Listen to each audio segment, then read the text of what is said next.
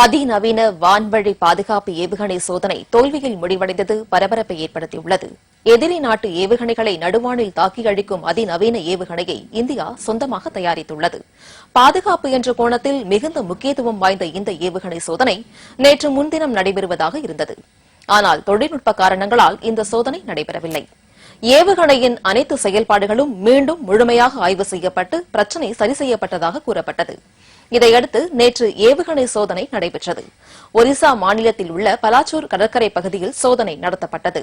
சந்திப்பூர் சோதனை மையத்தில் இருந்து காலை 10 மணிக்கு பிருத்வி ஏவுகணை செலுத்தப்பட்டது.